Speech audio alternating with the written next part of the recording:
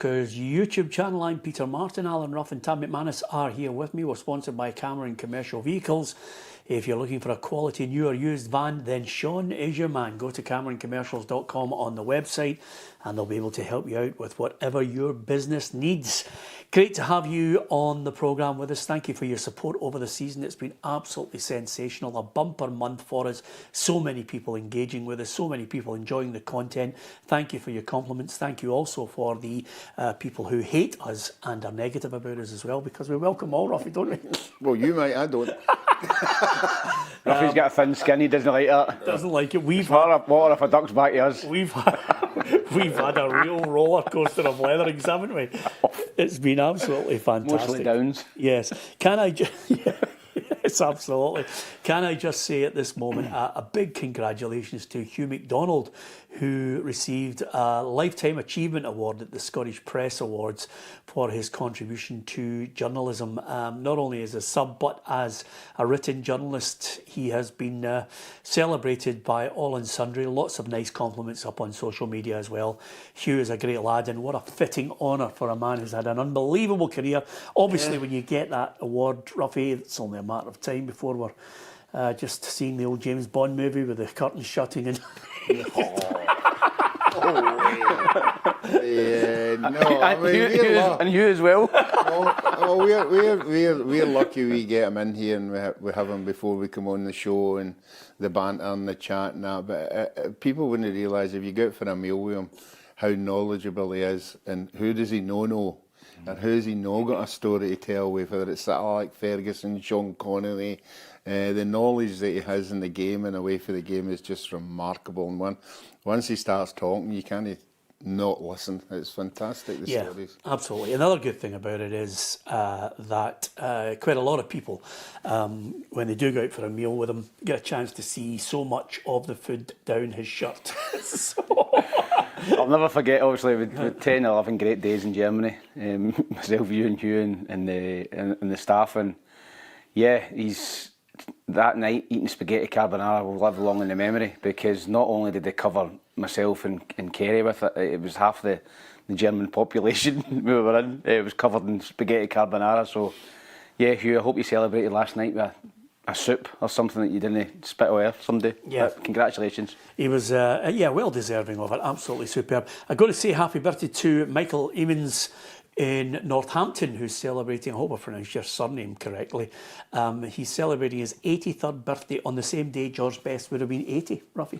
Oh, obviously, congratulations. It's, I mean, we all want to get to 80 odd anyway, at least, you know. Unfortunately, I've got a wee bit closer to you than him. But no, I mean, it's great, you know, to see somebody like that, you know, and they're still enjoying their birthdays, and I'm sure he will be with his whole family. And he's probably got grandkids and all, so have a great day. Yeah, thanks to so many people who have been very complimentary towards Hugh as well. And I'd like to mention Rick, who has been following us, Ruffy, for a number of years, all the way back from my own point of view to Radio Clyde. Oh. And now through on PLZ with myself, yourself and Tam. Came up, he was very complimentary outside Celtic Park. Nice to speak to people who enjoy the programme. Yeah, it is, you know, and obviously it's great to have listeners who have been on tour for a long, long time. Obviously with you, a wee bit longer. He's no 80 odd, is he? No, you've been here a long time. He's considerably younger. Anyway, Rick, thank you very much for your support, and thank you to so many of you for your support over the course of the season. It's been absolutely fantastic, and we try and read out as many of your messages as we possibly can. Some are complimentary, some are not. And of course, the other thing about it is thanks to Bob, who thinks he's obviously giving people some revelation about my name, Ruffy. There's amazing amount of people who get obsessed with my name. They didn't like Norma Jean Baker. They certainly didn't like Marion Morrison or Herbert Zimmerman. So big thank you to Bob as well, and lots of other people who are talking about the pitch invasion at Celtic Park, which we will address. We're going to get onto that as well. So the elite quiz, elite joinery and fire protection. Damien, a big friend of mine, up until a couple of chancers started to hang about with him on a regular basis. So here's the quiz. How many Scottish players have captained a European trophy winning side? Do you want to have a go at that, Ruffy? don't bother counting them all, for God's sake. Seven. Just 7. 5. 5. Okay, we'll give you the answer to the quiz from Elite Joinery and Fire Protection. Great to have their support, of course, sponsoring our quiz throughout the course of the season. And every now and then they have a game of golf, which 2 chancers hang on their coattail non-stop. Did you enjoy your golf yesterday, Ruffy? Yeah, I did. Very disappointed with one of my teammates who let me down badly. You know, I had a lovely golf bag in view to win, and he missed a 2-foot putt. Which is No, me, by the way. Yeah. Anybody we know? Gutted. No, that was one of the clients who came along for the day from Mercedes. Yeah. And did you let him know that he'd let the whole team down? You bet I did. Exactly. I think nothing of you, Ruffy. You've got to do that. Anyway, the headlines. Martin O'Neill's hinting at a longer stay with Celtic. Would you welcome that? Give us your thoughts on it. Dunfermline manager Neil Lennon getting a little bit hacked off. He's warned of the danger of the underdog in the cup final. Certainly not there to make up the numbers. Jens Bertolaskau says goodbye to Scottish football to head for France. The SFA confirmed the game was finished. Celtic have won the league. That's now. Thistle and St Mirren all level after the first leg playoff final. 1-1 it finished. So there you have it. What a week it's been. The fallout from Celtic winning the league still continues, Ruffy. Yeah, I think obviously the pitch invasion's taken away everything that I get. Martin O'Neill's drift that the pitch invasion took away the success that he'd had in the last couple of months with the games they'd won.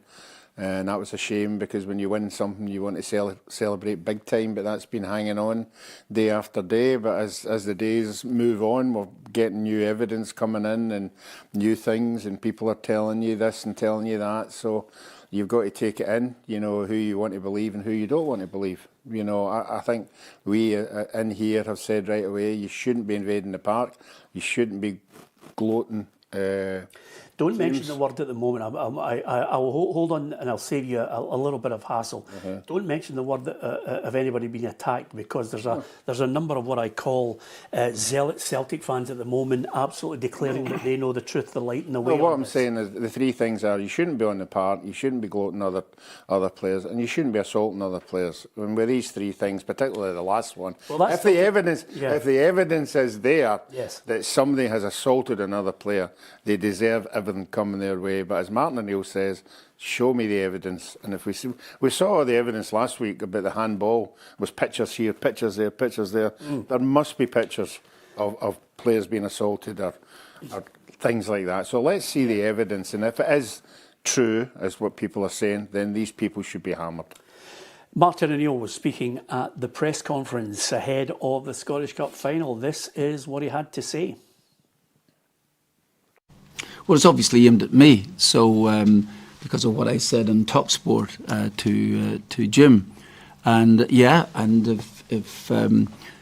if I think that I should really have referred to the word nonsense to whether Jim had mentioned whether the winning of the title had been tainted, and if it wasn't, then I would definitely apologise. Then, if that's the case. So it takes me into a wider field, as it were.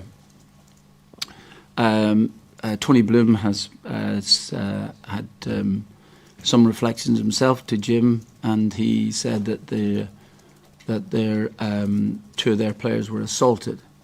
If that's the case, then obviously that would be a deep apology from all of us at Celtic Park. That has not been proved. Yeah, we wait to see what the evidence comes out from the police. They'll be studying a lot of CCTV. There are lots of people who were watching from the stands, from the press box, as it all unfolded. One thing that I think Martin O'Neill pointed out, which is something which I think will continue, and I don't think anybody can contradict him on this, there will be pitch invasions everywhere. I mean, the point that I think we've been making consistently, and I don't want to dissect every one of them because you've got a few people on here who just will not let it go at the moment, but you're not allowed on the pitch. But people do go on the pitch, and fans invade because there is that sense of over-exuberance, excitement, especially if it's a game with so much at stake. That doesn't get anybody off the hook, Tam, but it does happen. I think it happens in every single kind of big game. You know, if you've got a scenario where either it's a cup final or a league decider and some the home team in particular scores the winning goal, you see it everywhere. You see it in playoffs in England, you've seen it up here, you've seen when Hibs won the Scottish Cup. Fans come on the park. Now, I've not really got a problem in terms of that big a game. People, euphoria taking over and coming on the pitch, fine. As long as you're onto your own players and the other players are not endangered. In terms of what Ruffy was saying as well, we will find out in the fullness of time if players were assaulted, because they will have cameras everywhere at Celtic Park.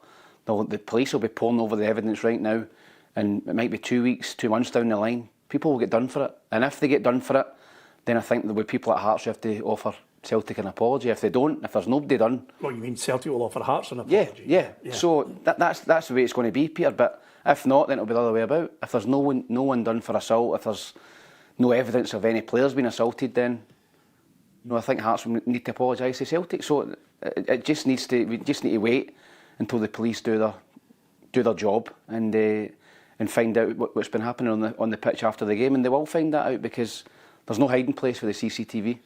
I don't think John Swinney, the First Minister, is going to get away with Ruffy introducing some kind of legislation on this, because that's a heck of a lot of people, that suddenly would be guilty of a misdemeanour that the police would have to then arrest them all, surely. Yeah, it's a tough one to call. I do think he should pursue the individual if found guilty and make an example of them. But as Stan was saying there, that there's pitch invasions. No place where I think I've seen more pitch invasions than anywhere else. Ross County. See, behind that goal at Ross County, if they score a goal in the last minute, they're all in the park. Yeah. Nobody mentions it. Nobody mentions anything at all about it. It just gets dealt with, the security put them back in. And it's happened at other grounds as well, and it's happened down in England, particularly the playoffs. I remember, I shut my eyes, I can think of any team that's qualified for the Premiership or up a division. The whole ground is absolutely full. Yeah, there is an element of it though, Ruffy, and I did mention this, Tom. I did mention that if Celtic were to win the league, the fallout from it would be incredible. From people who didn't like the narrative of Celtic coming back to win the league, the people who were embracing, whether it's a romantic notion or not, Hearts, going on to win the league. You can dissect all of that. I mean, there was all sorts of layers going on. Lots of pundits, lots of journalists, everybody offering their tuppence worth ahead of the game. And then once you get to the situation where it is effectively winner takes all for one, and a draw or a win for the other team, it comes under the microscope, and everybody's had their tuppence worth on it. And I would say to people, I don't mind on here, I don't mind people coming on our feed and giving what you think is your definitive narrative, but it's not. At the moment, everybody's waiting to see what comes from the police investigations, from the SFA, from the SPFL. Already the SPFL, I think, are investigating fans coming onto the park, and they're going to look at how they try and police this. It's very, very difficult. I think we've established that, but the build-up to it and the layers that surrounded that game, it was intense. The atmosphere inside the ground was unbelievable. Yeah, and in terms of Hearts as well, Peter, I think if you're Derek McInnes and the players, I'm sure there would be a conversation before the game. Obviously, if they won the game or they got the draw they needed, go on the pitch, celebrate with their fans in the corner. And the flip side of that, I'm absolutely certain that if Celtic won the game, the Hearts players and the Hearts management team and everybody associated with Hearts would want to get out of Parkhead as soon as possible. So all this, I've seen people saying, Hearts never had an opportunity to go to their fans and thank them. That was never going to happen if Celtic won the league. That was never going to happen, Peter. It was, in my opinion, if Hearts didn't win the league that day, they were out of there as quick as they could back to Tynecastle. So we're going. But should we bother about that? People are speaking about that, and then obviously we've heard the stuff from the SFA who have released the audio from the goal when Derek McInnes is saying just blow the whistle. Now this one was an interesting one, because obviously I think there was discussions with Hearts prior to it, and because they went public with their statement, that's what prompted the SFA to quickly release the video to confirm. Because they have to, because they're getting hammered, the SFA, for supposedly blowing the whistle early. And I don't think that's the case. So I think that's been kiboshed in terms. Yeah. Hearts put a statement out after the game saying we were unaware if the final whistle had been blown. But clearly they were. But again, as the SFA have told us, have enlightened us that you don't have to blow the whistle. Yeah. Stephen, who says, waiting to see now. Is it not the case in real time, though, with an immediate rush to judgment? Stephen, if you think my eyes are deceiving me, they're not. I'm just telling you exactly what I saw on the park. I don't think any fan should actually be allowed onto the park to goad, run at somebody, you know, and I notice a number of people have released videos of, you know, players lunging out. If somebody was coming at me, Ruffy, you just do not know what they've got in their hand. You do not know what their intention is. You are a player, a professional player at your place of work. If somebody was running at me, whether they're going just to goad me, I would be swinging for them. Yeah, I think most people would, you know, I mean, in the light of the day, you know, you've just lost the league, everything's not went your way, and then you get somebody charging towards you. Yeah, it's a natural reaction. I don't think the players, if any, the Hearts players reacted to that, they should be punished in any way. They're just defending themselves like anybody else would. And again, I think Celtic are obviously annoyed about the bloodied shirts and all that, and, you know, players this and that, and I can see why Celtic are annoyed with that. Martin O'Neill's annoyed with it. The other thing I spotted on social media, Ruffy, was somebody dissecting. I mean, this is a journalist, by the way, who was dissecting what additional time should have been added on from the minute Osman scored the goal to the fans rushing on. I mean, you're talking maybe 20 seconds. Mm-hmm. I mean, it's getting a bit crazy over it. Celtic won the league fair and square. Hearts, away for them, done them in. You know, they couldn't win games that they should have been winning away from home. Their form over a 5 or 6 week period was woeful. So I would go on record as saying any suggestion that the title is tainted is just nonsense. Martin O'Neill's side won 8 consecutive games, 7 of them in the league.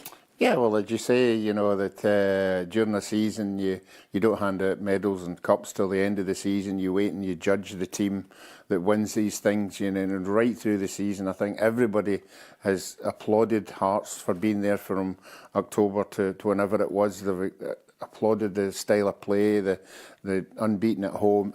Hearts have had all the plaudits right through the season, but at the end of the day, Celtic won the league by 2 points and scored more goals than Hearts, and that's how they won the league. Yeah, I don't think anybody's getting any argument with that, Tam. I think that sometimes I think the furore and the fallout from it has, in some cases, and we've all been criticised for this, maybe some people, I mean, one guy was talking about it the other day there, saying that we were mentioning too many of the incidents rather than paying tribute to Celtic winning the league, which is not really the case. Sometimes I think people have got selective hearing on this.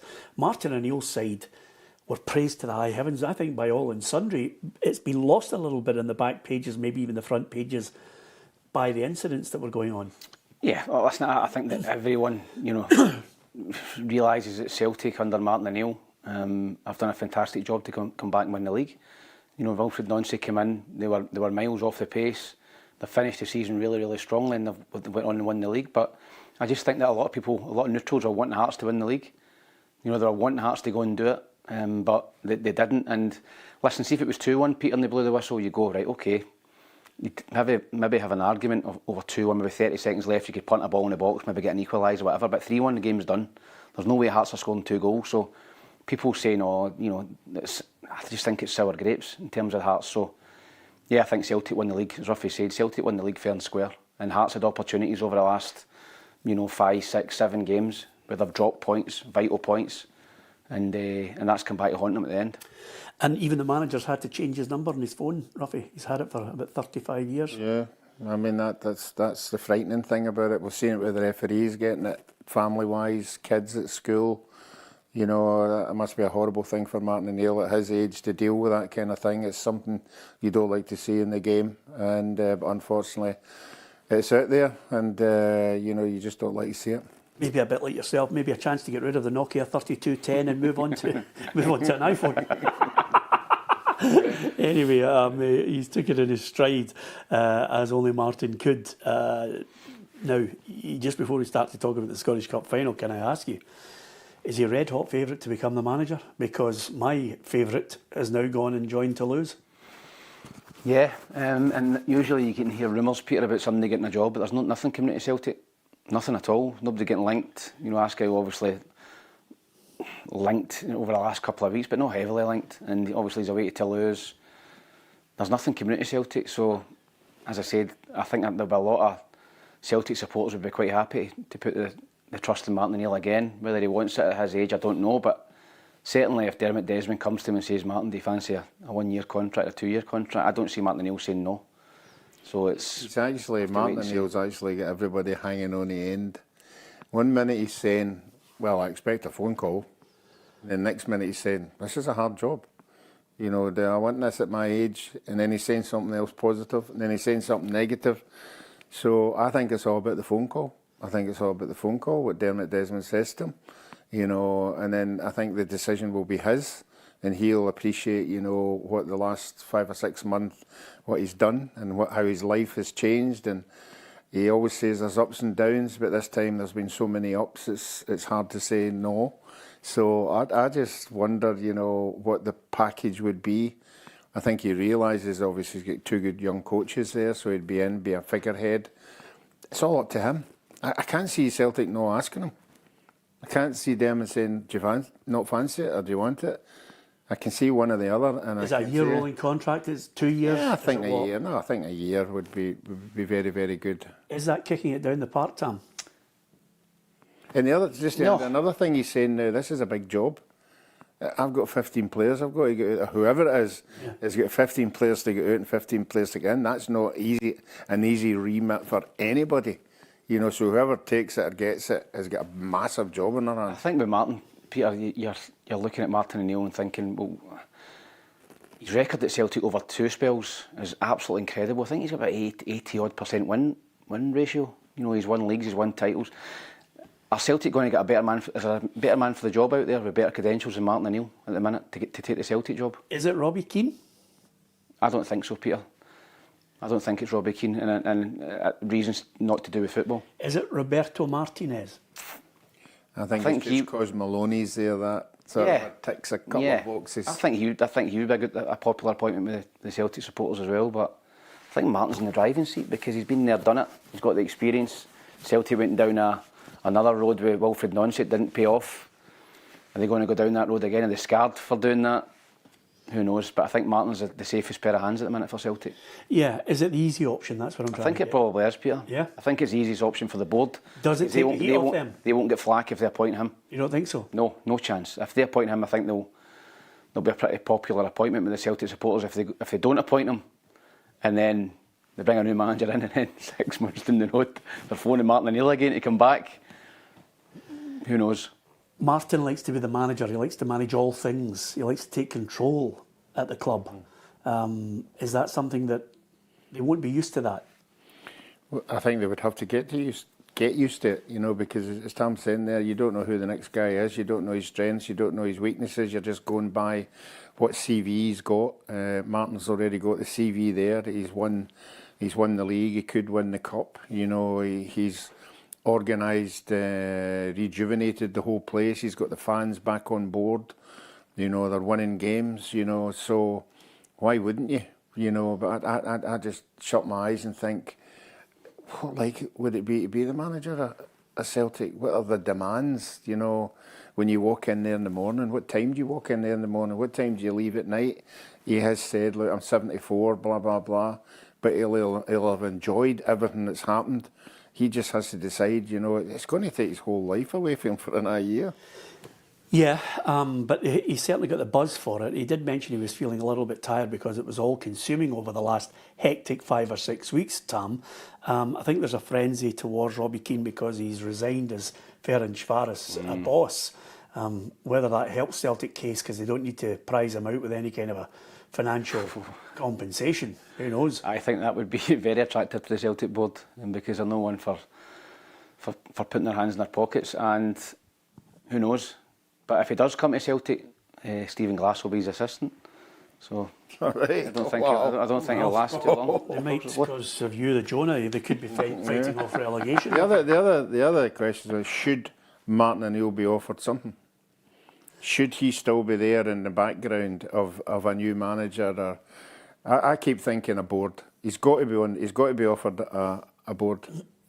He's got to be there in some capacity behind the scenes, whether it's joining up the fans with the board, which he has done, you know, or the influence of putting the board right on particular things that should be done at a club of Celtic size?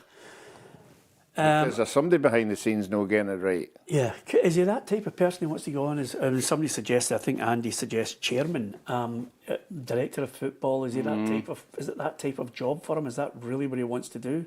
I just think some jobs. I just think it's just a title. I think he's probably got the buzz back, Peter, from being back in the dugout. Yeah, and I think he would take it if he was offered it. Yeah, 100%. I think he'll take it if he's offered it. And as Ruffy said earlier, I can't see a scenario where Dermot Desmond doesn't at least sound him out and ask him, you know, what's your thoughts, Martin? Would you fancy another year, 2 year? And then I don't see Martin saying no. So I think he's a favourite now to get the job. Just out of curiosity, and knowing him as I do, I don't think he would. I don't think he'd take it lightly. I don't think he'd be turning around and saying, "Oh, I'm really grateful you've offered me the Celtic manager's job." I think he'd say, "If I'm taking it, what's the commitment to the players? Yeah. What's the style of player that I'm allowed to bring in? What's the budget?" I think he'd be asking a lot of serious questions. Yeah, I mean, you look at the transfer windows, particularly in January, where Celtic were desperate for quality to try and get them over the line. I think they signed, 5, 6 loan players. I don't think many, if any. None of them. Oxlade-Chamberlain come up with a couple of goals, big goals, last minute goal at Livingston, I remember. So he was probably the only one. But does he have to get a pre-season before they'll offer him anything? I don't think he'll be at Celtic next year. No? Nah, I don't think so. Okay, interesting stuff. Small matter of a Scottish Cup final. Hard to believe it, Ruffy. Some people have written them off. We were like yo-yos, up and down, U-turns galore, apart from, I think Parksy wanted full celebration mode on Wednesday on the journos because he stuck with Celtic throughout it all. And now he finds himself on the chance of a double, much to the annoyance of Neil Lennon, who clearly is not happy with that. Yeah, well, when you're the underdog, you know, people seem to forget what you've done to get there. For instance, I think they beat a few Premier League clubs, which is a fantastic scalp for them. Dunfermline had a very, very poor start in the Championship. You know, they were out at it for a wee while. Latter stages, they got their act together. I think getting into the playoffs was a wee bit of a bonus, but I think Neil said all along, it's not about this year, it's next year. He's got a lot of young players there, whether he can keep a hold of some of them. So getting to a final for Dunfermline is just going and enjoying the day. Enjoy the day, and if it happens, it happens. I don't think you want to be putting your players under any pressure, but I do get the drift that nobody's patting them on the back as much. I'm sure the Dunfermline side are congratulating them and everything they're doing. There'll be a massive Dunfermline support going through there. So just enjoy the day, and if it happens, well done. Yeah, Neil Lennon, the Dunfermline boss, speaking of course ahead of the Scottish Cup final, was quick to point out some of the scalps and the job they've done to get to the Hampden final. Well, the proof's in the pudding. They've beaten sort of Hibs, they've beaten Aberdeen, they've beaten Falkirk. We are taking on the champions. I'm under no illusions how difficult that's going to be, but it's a one-off game, and I think the beaten Premier League opposition has given them belief that they can win it. We're not going to just... It's not a day out for us. Like, you know, I've seen a lot of comments this week about Martin picking up the trophy with Callum McGregor, and if he had been here earlier in the season, he'd have been winning the treble. I wouldn't dismiss us. We're the underdogs, but underdogs bite. Does that annoy you? Yeah. So it just adds fuel for me. So it's great. And it's disrespectful, which again I don't mind. So we will come with, wouldn't say brimming full of confidence, but with an inner belief that we can achieve something here, and we're under no illusions how difficult that's going to be. He's not having master and apprentice. He's certainly not having the master and the pupil. You name it, he's not having it. Yeah, he's not, and I think it's clever from Neil Lennon, because his players are obviously going to see that, hear that, and they'll get a wee sense of injustice as well. They'll think we've been written off here. You know, it's Celtic expected to turn up and just walk away with the trophy. I think it'll add a wee bit of fuel to the players as well. So I think Neil's clever there by coming out with that, because he knows that he'll maybe get an extra wee 5-10% out of his players as well, and that'll be the team talk before the game. Everyone expects us to just come out here and roll over, and Celtic to walk away with the trophy. You know, you've got an opportunity to go and prove people wrong. So yeah, I think it was pretty clever there for Neil. If he is going to prove them wrong, Ruffy, where is that team? Where is the quality in that team? Is it a Todd? Is it a Kane from a set piece? No, I think it's all about Celtic. It's if they turn up on the day. What, nothing that Dunfermline have to Well, offer? I'll get to Dunfermline in a minute. That's what I've asked you. All right, Dunfermline then, yeah. Dunfermline, as I said, have done particularly well in the last third. I've seen them against St Johnstone. Weren't particularly great up front. That Partick Thistle beat them, a draw and then a win. So firepower, he hasn't got a lot of. They don't score a lot of goals. They're very stuffy at the back. I think they've got the big boy I said that Aberdeen were looking a bit. The boy Mullen. I think he's a very good player. I don't know what's the situation with the goalkeeper. Are they getting him back? Yeah, I would imagine so. Yeah. Yeah, well, that would be a bonus for them as well. But let me get back to Celtic now. Celtic, certain players have to not turn up. I don't think for a minute Martin O'Neill would play a weakened team, not by a long shot. He's going to play his best 11 available. And I keep harking back to 71 when we played them. Celtic underestimated us. They left Billy McNeil out. Unfortunately, Jimmy Johnson got injured in the 22nd minute. He went off the park. Certain things happened during that game, that turned it for us. And obviously the first half we'd scored 4 good goals. It was 4 shots at goal. And on the day, anything like that can happen. But I'm sure Tam's been in games when they're not supposed to win. And things happen on the day that just... Not in finals, Rafi. Not in finals for Tam. No, not in finals, no. But anybody will tell you when you get to a final, tell me some shocks in finals. I remember one, was it Inverness? Beat Celtic when somebody handled the ball on the left. Final. Don't start that, Rafi. We've already got... I'm just saying there are certain cup finals when you think it's going to happen. Wigan beat Man City. Yeah. Things like that. Wimbledon beat Liverpool. Laurie Sanchez. Yeah, Southampton beat Man United. But and obviously there was somebody in the trees checking them out prior to it. But in all these occasions, things have got to go right for the underdog. You've got to do things that you've never done. Or somebody in the team has done something they haven't done before. But as I say, it's what Celtic team turn up. Celtic turn up with the players they've got. For me, there's no way back for Dunfermline. Is there a specific tactic that he should deploy in this? Because that's the good thing about Neil. He's come up against, when you talk about the gap, he's come up against, I think, the gap between Barcelona and the Celtic side that he put out that night was the size of the Grand Canyon. Yeah, I think I was just about to say that, Peter, and then use that as a sounding board. I think that he's going to go back to that kind of formation. I think he's going to try and frustrate Celtic. He knows that there's a big Celtic contingent going through to the game. They're all expected to win. If Dunfermline open up and go toe-to-toe with Celtic, they've no chance. They've got to sit in, be stuffy, be stubborn, be hard to break down, and then try and get a moment, take their moments in the game, because Dunfermline will have moments in the game where they'll maybe get a wee bit of pressure and they create an opportunity or two and take them. Because, listen, I don't think, can I see Dunfermline scoring 2 or 3? They might score 1, and that might be enough. And you've seen it last year with Celtic against Aberdeen. Celtic were massive favourites going into that to win the treble. Yeah. In Aberdeen, goalkeeper throws one in on goal, they get beaten penalties. So, and there's a lot of Celtic players played in that game as well. It's still there. So I would never write off anyone in a one-off game, Peter. And Dunfermline have got a puncher's chance, but as Ruffy says, everything needs to go for them, and they need to ride their luck on the day. But it's not impossible. David has given us an example of a potential underdog when he says Hibs against Rangers.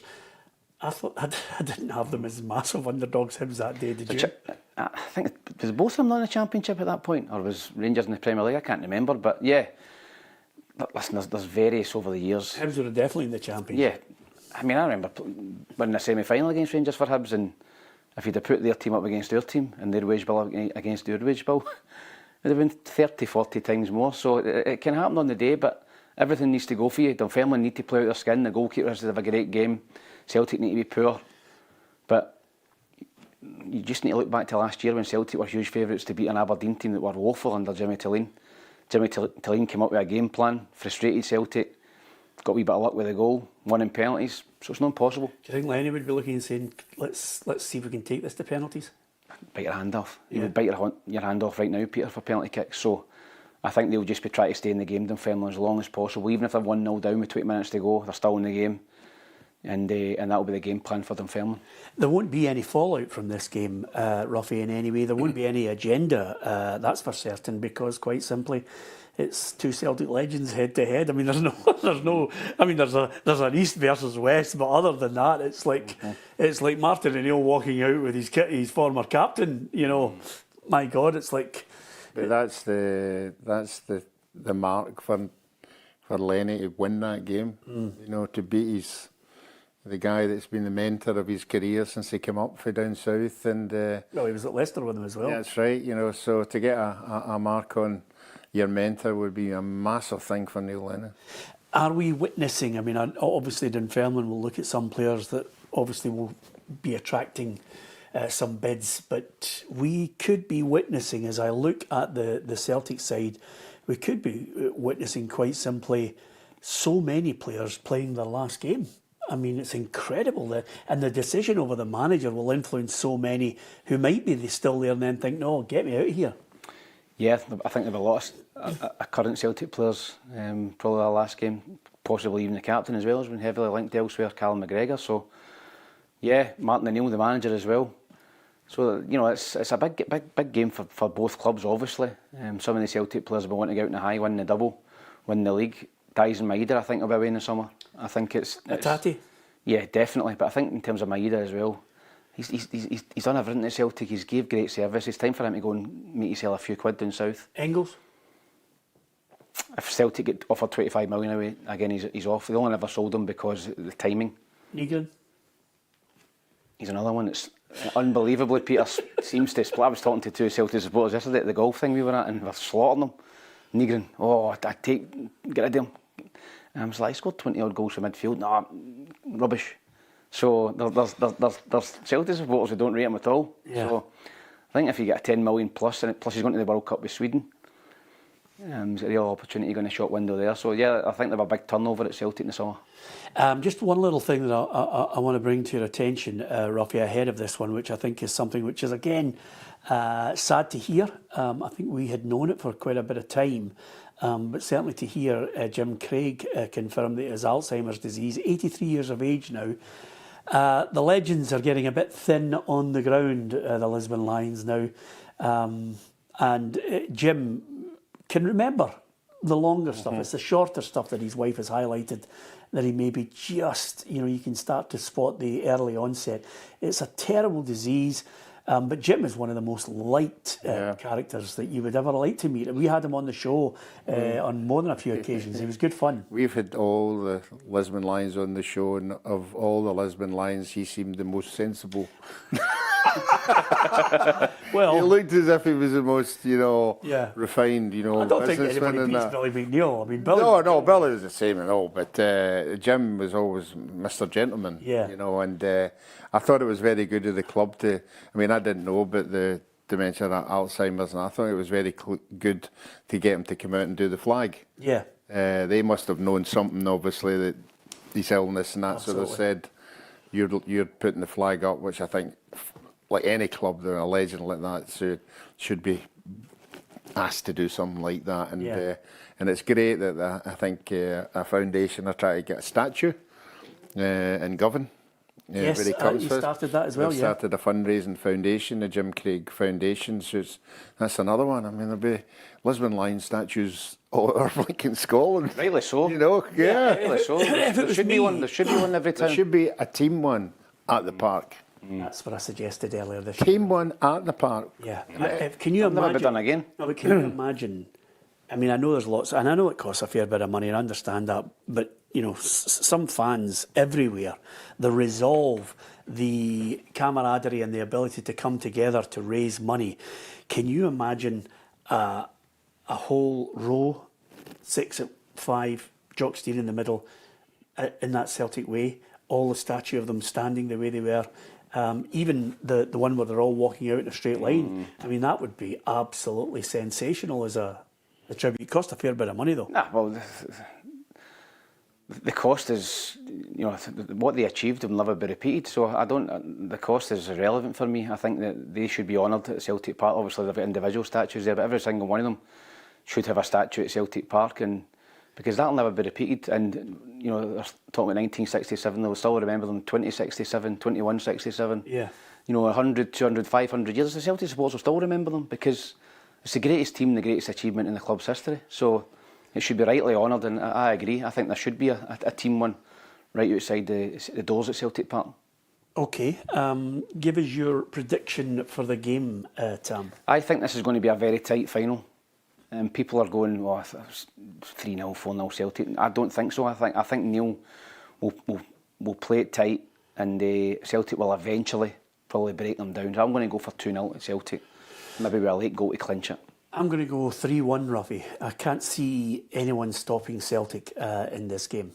No, I can't see Celtic. I'm going to agree with Tam. I think early on it will be very tense. I think Lenny will get his team organised enough not to let Celtic score in the first 20-25 minutes. He'll know how important that is for that not to happen. So I think they'll dig in. I think Celtic, with the possession that they usually have in any game, whether it's 70-80%, will eventually wear them down, because tiredness, when you're chasing the ball with the other team having so much possession, you get tired. Hampden's a big tired as you go on, and we've saw it before that Celtic do have certain players, match winners in the game, that if it is tight can come up with something special, and that's why I think Celtic will win it. Yeah. Nice touch from Paul Brady, who says the Lisbon Lions right up the Celtic way should get done, Peter. I'm sure there's a lot of people who are like that. It's strange though, and I'm not. I would make sure there was a whole team one. I think that would be sensational. But the other thing I was thinking about, Tam, is, and I suggested the other day there, we're now getting to the stage where we're going statue daft, aren't we? I mean, everywhere now people are suggesting statues for everybody right across the UK. I mean, listen, roll on. Fantastic, but it's reaching a frenzy, isn't it? Yeah. I mean, Mikel Arteta could be getting one if he lands the Champions League. I mean, come on. I don't think that.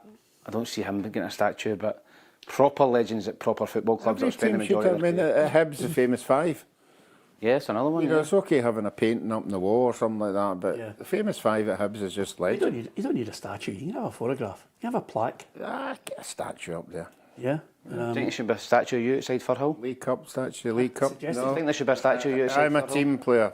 League Cup team, no individuals, just the team. What You didn't say that yesterday. You said it should just be you. all of statues, all of No, a team, a wee statue. Yeah, the League Cup team. You were the only full-time player for a long, long time. You put in a fair bit. How long were you there? Well, I was there for I was under 16. Oh, how many years is that? All in about 16 years. 16 years. I mean, you out of that whole League Cup side were there the longest. Yeah. Is Yeah, I anybody don't longer than think you? I don't think anybody else came through the under 16 team. That's a statue, isn't it? No, it's a team statue. You said to me yesterday you should have a statue outside Firhill. You did. Yeah.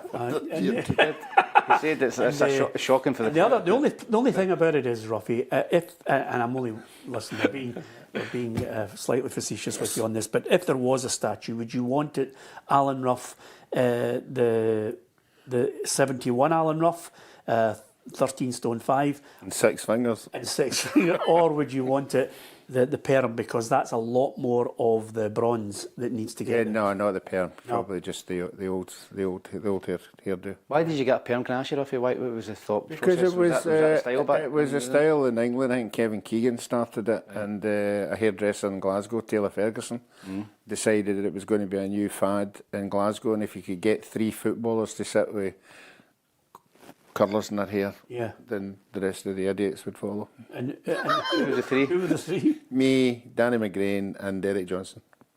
And then Asa had it. Yep. Danny had it.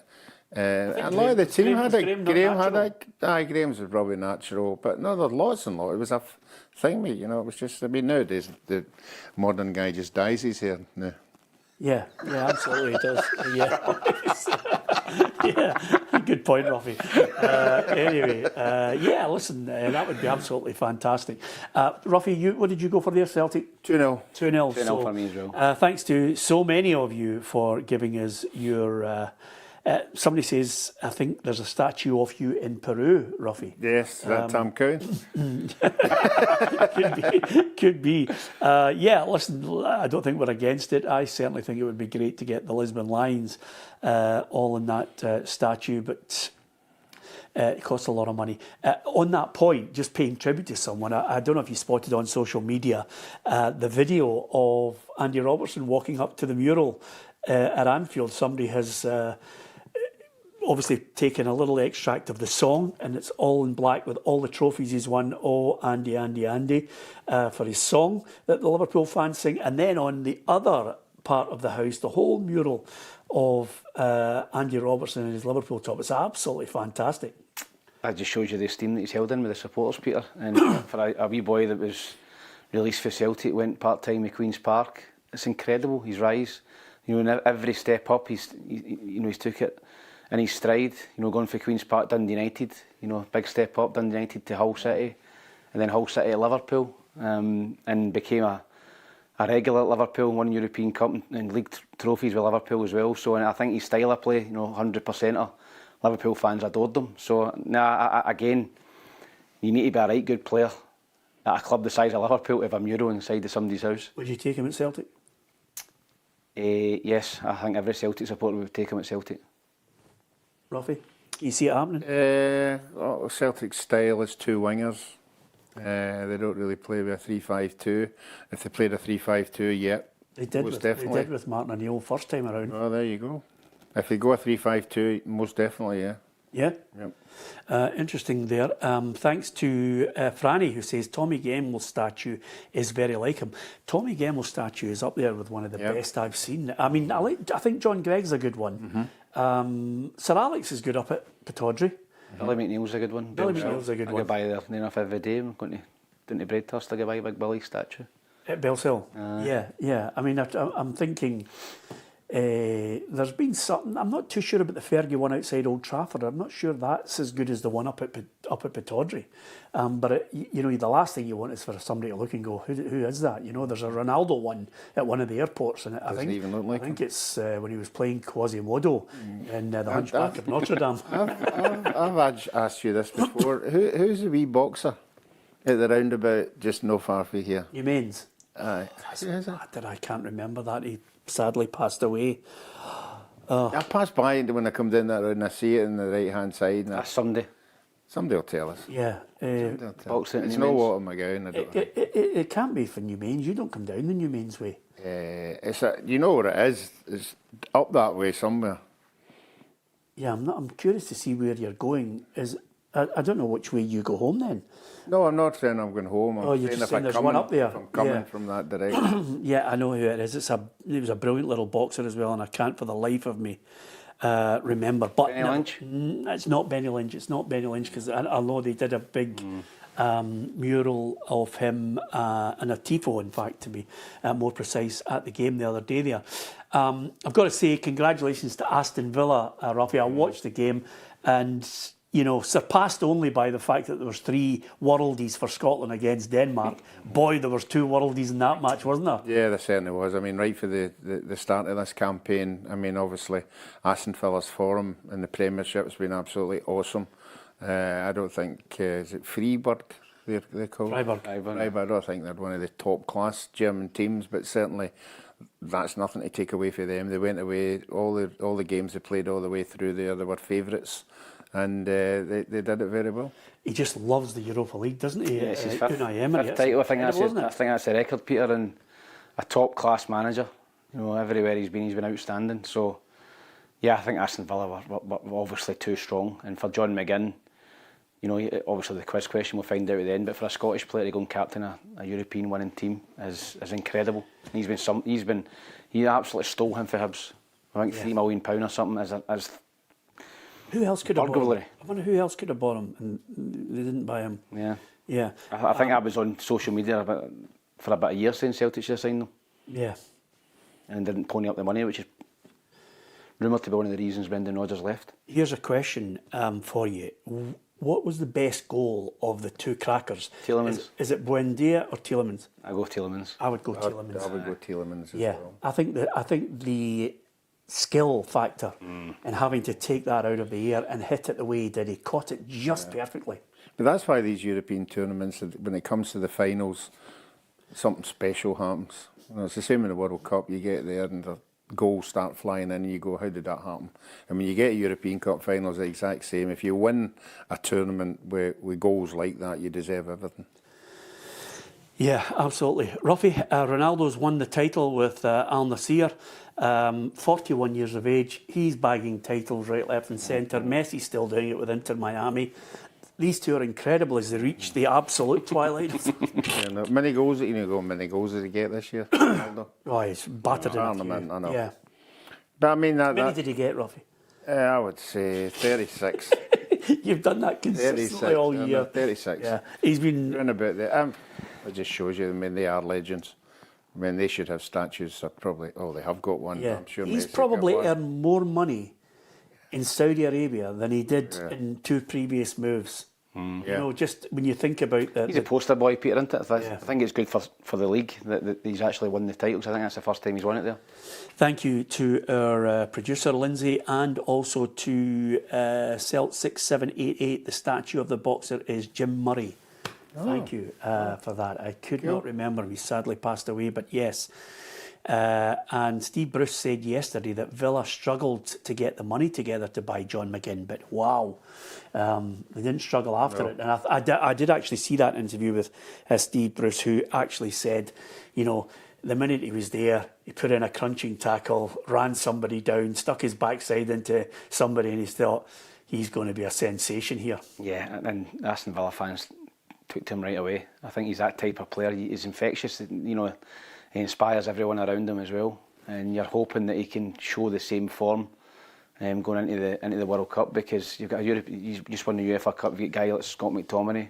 You know, Andy Robertson. We've got some top players, and hopefully they show it in the World Cup. Yeah. Is our old correspondent colleague still at Villa? Or singing? Thomas Jordan is there. Thomas has posted some fantastic photographs of not only him on the park. I seen him on the park. No criminal investigation as yet, but nevertheless, I ran into his dad the other day there as well. It was absolutely fantastic. Great family, brilliant family, and I'm delighted for Thomas. And he had his kids down there with the UEFA Cup and everything, which is absolutely brilliant. Another PLZ person on to better things, or not maybe better things. Is that another one you're claiming? Hey? Is that another one you're claiming? I've got to claim him, Ruffy. He was a vital part. He was our first singer. In fact, if Thomas hadn't gone, you'd have been a bit part player for us, to be honest. Is that fair, Ruffy? Yeah, we've not even heard him singing yet, like Thomas. Yeah, absolutely. It's what he's singing, it's the big problem. But anyway, apart from that, Thomas is doing well, loves it down there, doing a great job, and great to see him enjoying Villa winning that. Just before we talk about a couple other little points, I can tell you, as it is the 22nd of May, there's 2 days left. 2 days left in the competition. It's unbelievable. Ruffy, probably the best commercial I've heard. I mean, I've seen this advert going out elsewhere, Ruffy, but nobody voices it like you. It was absolutely sensational. Tam and I couldn't believe the acting from you. De Niro-esque. You know what it was like? It was like on the waterfront.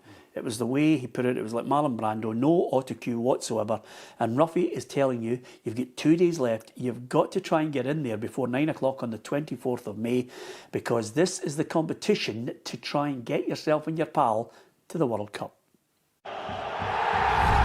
Here's your chance to win the Scotland World Cup experience with Lucky Tiger. You and a guest could be heading to the USA to follow Scotland, with tickets for all 3 group games, flights, 14 nights accommodation and £1,000 spending money included. Entries are £5. The live draw takes place on Lucky Tiger's channel on May 24th. Click the link now to enter and read the full terms and conditions. Good luck.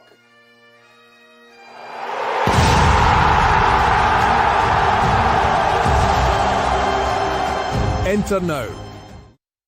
Some people are suggesting on here, Ruffy, that that's an AI version taking you off, but you did that live. Yeah. I mean, a lot of people wouldn't. It's very difficult to do it. Yeah. You know, on a one-off. So we've seen. Yeah. And the other thing about it as well, whereas AI can do it instantaneously, you try to keep the human element, Ruffy, by doing 44 takes just to get it right. I think you've been very kind to me there, 44. That's just for the first line. I don't think AI will be able to replicate Ruffy's life to you, Tom. No. If you fed that information in, it would explode. You're absolutely right. Steele's friends of everybody. And thank you to Paul, who says, you're a lump of wood, Ruffy. Fantastic. Paul, like so many others, has been in razor sharp form over the course of the season. Thanks to so many of you for your comments over the course of the season. We don't mind, people absolutely battering us. I certainly take it in the chin. Tam has been battered from pillar to post as well. Ruffy's had no criticism over the course of the season, and he's had 4 holidays. So it's just been same as ever for you, Ruffy. Just year in, year out, you just keep on going. Yes. What's the secret to your success? I think keep yourself active. Yeah. That's the main thing. And a lot, anything. Yeah. Thanks for that, Ruffy. Just before we go, a couple of things. What do you make of the Scotland squad, Ruffy? I didn't get a chance to ask you because it was out. Obviously, a wee bit of problem. I've not got a problem with it. I mean, have you? the goalkeeping situation. I don't know what he's going to do. I mean, there's no evidence for us that Craig Gordon is 100% fit. I'm sure he must be playing bounce games here or there, but he was out training at Celtic Park. yeah, but I mean, he's going to the World Cup and he's going to be playing against top class players. You have to be sharp. There's no doubt he is the best goalkeeper. Yeah. If he's 100% fit, yeah. Feel sorry for the boy Main, who has been actively playing Bain all the games, every game. Yeah. And they picked the boy Kelly. I don't get that one. Yeah. I don't get it. What about the boy Morales? Where is he? That's one of the key. That's my only ones, but I mean, That's one of the key factors, Ruffy, of the 14 years I've spent. Get the right name. Bain. Obviously, when you're the Bain. I thought Alan Main has made the comeback. Obviously, when you defected away from that other sidekick you used to work for, and the only thing I didn't quite grasp until later on was you tend to just, if he doesn't know the name, he'll go the big guy up front. And then after that, he makes it sound as near to the guy's name as possible. That's his And job. sometimes people don't bring it up. They just let it go, but some people like going, you got that right. What I would like to see... I'd love to see the audio. You'd love to see the audio. Hear the audio of the manager and Ollie McBurney. I'd love to hear the audio of that, how that conversation went. That would be fantastic. You know, pick me. I know. Yeah. Because I've no. That's it. To be fair, by the way, to be fair, I don't think his accent's anywhere near still game. I think it's fairly southern, but nevertheless, should he feel aggrieved, Tam? Yes, I think if I'm Ollie McBurney and I've had the season I've had with Hull, and I'm looking at Lyndon Dykes probably, for example, who's had a poor season. Does loyalty Birmingham and Charlton. No. But I think that's Stevie Clark's loyal to people, and he knows he likes to look at the squad. Aye, he's loyal to people, and listen, it's worked well for him. It's worked well in his career. He's been brilliant. It's a great managerial career, at club level and international level. So you've just got to go with him. And but I think McBurney is entitled to be upset he's not in. Happy with the rest of the squad? You happy with Ross Yeah, Stewart? yeah, I am. I like Ross Stewart. I think he's bar injury. He's a real tough time injury. I think he's a very, very good player. I've seen him against Arsenal in the FA Cup. I thought, if he's in that sort of form, he'd be a right asset for Scotland. So I think he's good. Well, if I can get anybody to hate me anymore on the programme today, Ruffy, my tip to win the World Cup is England. What do you make of their squad? No Trent Alexander-Arnold. No Foden. I'm a bit frightened of their manager. Their manager's a serial winner. Yeah. And this is the year, I think. I mean, they're usually quarter-final, semi-finalists. If they get the final, I think I'd be worried. I think they're going to win it, Tam. Can you tell me somebody's going to stop them? I think they're looking good. I don't think they've conceded a goal in the qualification. Yeah, I fancy Spain. I'm really, really sweet on Spain. Yeah. 5-1 if you like a wee flutter with a fiver. Wow, okay. Give us your thoughts, because just in case you think we're finished, we're not. Tam and I and Ruffy are going to be doing specials all across the season. We'll be here on Monday to reflect on what happens in the Scottish Cup final as well. We're going to have the journos continuing, and we are going to be doing some great specials with Hugh getting involved as well. Might as well, lifetime achievement, get him out there, get him working as much as we can. Yeah, I don't think Hugh will ever retire. I think he likes to keep himself active and busy, and he's a font of knowledge in all things football. And I think he'll enjoy, obviously, the World Cup, different countries, he'll know a lot of the players as well. So yeah, I think it'd be great to have Hugh on during the World Cup as well. Yeah, you and Hugh were exemplary in the Euros. Seems like only yesterday, Tam, but you two put in a shift. We did. We were all over the place, and maybe we went to there was a big church in, was it Cologne we were in? Maybe was that big thing we were in as well? Yeah. Big cathedral. You were magnificent, the two of you grafted. If I had the chance to do it all again, I wouldn't. Anyway, so who's your tip to win it then, Ruffy? Spain, I like Spain. Spain, okay. Now, They've got a double penalty. yeah, just before we go, I must mention to you in the journals, if you want to get a chance to win yourself a painting of your favourite footballer, courtesy of First Class Credit Union, who are our sponsor for this competition, we're going to run it all the way for the next month as well. It's a chance for you to go onto our website and select the player that you think should be in the top 50 best players in the Premier League since 1975. Fairly straightforward stuff. You can put your name, your details in it, and then we're going to pick one lucky winner. You don't necessarily need to pick the best player of the 50. You just need to pick somebody you think will be in that 50 and should be in that 50. And then when you enter, it's absolutely free to enter. We will pick one lucky winner, and you will get the chance to commission Gio Thompson to paint your favourite player in whatever pose that you like, and we can get the photograph for Gio to work his magic. What a good prize that is, Ruffy. Thanks to First Class Credit Union. Yeah, I think anybody that's got a painting from Gia will appreciate how lifestyle it is. It's fantastic. No families, individuals. I've got one. I'm sure you've got one as well. But I don't. Do you want to? You need to get one. Yeah, he's actually painted one for me, Gio, very kindly. I'm going to see him on Tuesday. Once I drop my car off in Grangemouth, I'm going to see Gio. Are you sitting on the bench? Are you on the park? No, I'm sliding down a pole. Fantastic. That is absolutely magnificent. Yeah, brilliant. I'm well happy with that, Tam. Cat, you going to bring it in? He couldn't find one of them and scored in a goal. So Are you going to bring it in? Let's have have you look at it. Aye. Oh, fantastic. Okay. The quiz, sponsored by Ruffy's mate and Tam's mate, sponsored by Elite Joinery and Fire Protection. It was how many Scottish players have captained European trophy winning sides? How many did you say, Ruffy? 7, I think. Nah, I said 5. I knew right away I was short. Yeah. 9. 9 is the answer we were looking for. You name them? Can you name them, Ruffy? Just before we go. Okay, Billy John McNeil. Gregg. Billy McNeil. John Gregg. John Gregg. Willie Miller. Willie Miller, yep. Souness. Go down to Souness. 4. Hansen, maybe? Was Hansen captain in any of the games? Dalglish. No. Notts Forest to be the captain at Notts John Forest. McGovern, John 5. McGovern, 5. Yeah. Aston Villa, Ken McNaught. No. No. What's the Andy Robertson, John McGinn. John John McGinn. McGinn is there. Andy Robertson. No. What team was it? What shorter? I'm not quite sure actually. Was it Alan Evans that was the Alan Evans was captain? Was it? I thought it was Ken McNaught. I think it might have been Alan Evans. No, I've run it. Yeah. Anybody else, Tam, that you can think of?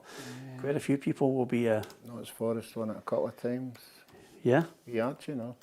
Nope. It was John McGovern on both occasions. Was it? Yeah. God. You Yeah. never get many Scottish caps. Yep. Any chance? Anywhere? 9 Scottish captains that have won in Europe. European finals, European winning finals. I should have written it down. I didn't think Tam was going to say, name them, but definitely 9 of them of late. Can you think of any more? That's it. Did we get Billy McNeil? Yep.